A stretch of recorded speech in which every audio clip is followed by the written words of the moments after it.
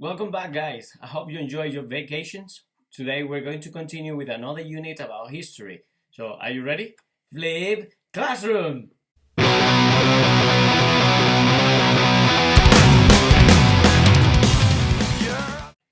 Okay, guys, I hope you can remember that the Muslims came to the peninsula and they conquered most of it.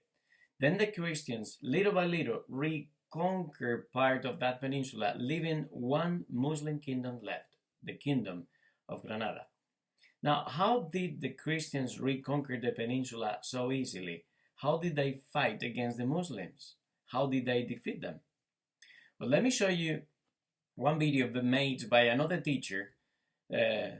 His channel in YouTube is called Flipeando en Primaria. He is really good at drawing, and I am not. So I hope you enjoy this part of the video with him. In the 15th century, Christians have occupied almost the whole territory of the Iberian Peninsula. There are four Christian kingdoms: the Crown of Castilla, the Crown of Aragon, the Kingdom of Portugal, and the Kingdom of Navarre. Fernando II will be the King of Aragon, and Isabel I the Queen of Castilla.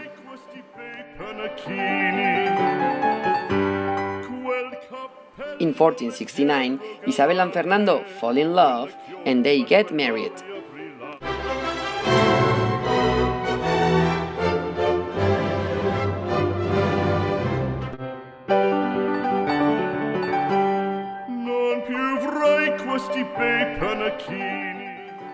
So they unify the Crown of Aragon and the Crown of Castilla.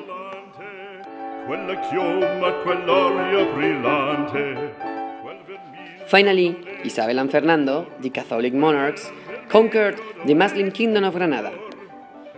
This is called the Christian Reconquest.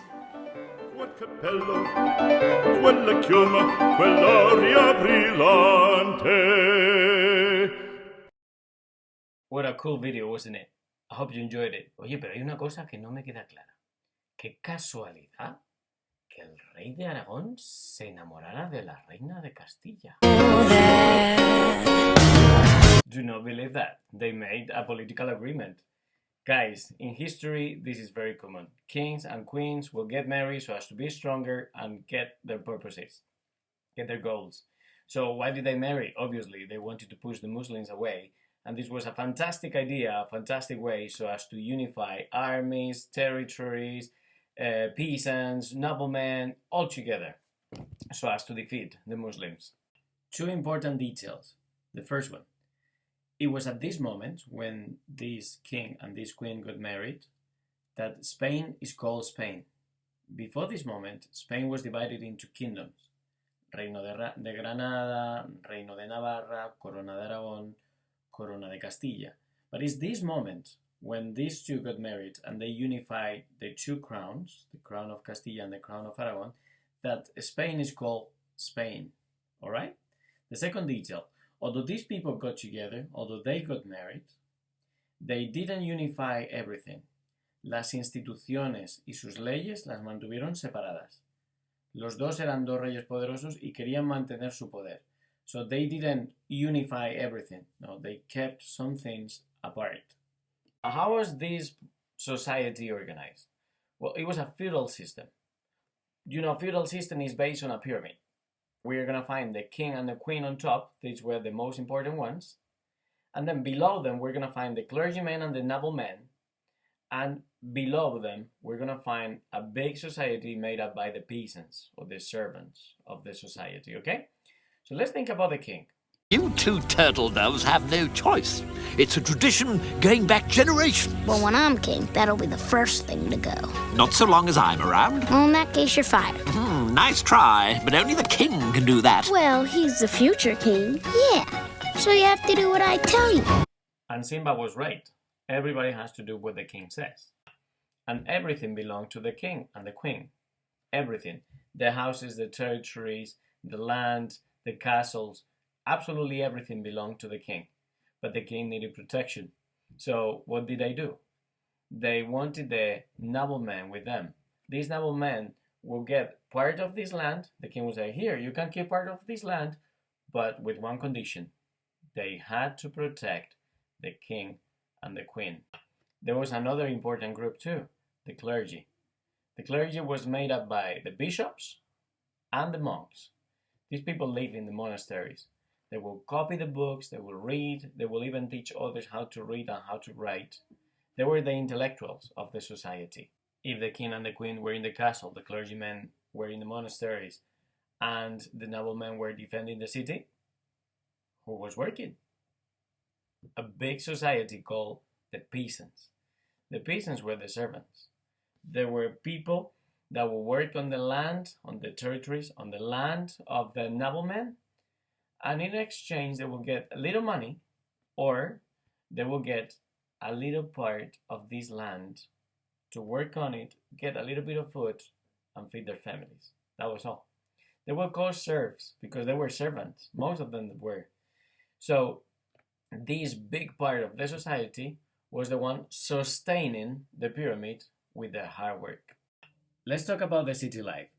Have you ever wondered why the castle was always on top of the hill or on top of the mountain? The idea was to be able to protect themselves. Think about it. If the castle was on top of the hill, they were in a higher position, and in this way they could see if the enemies were coming or not.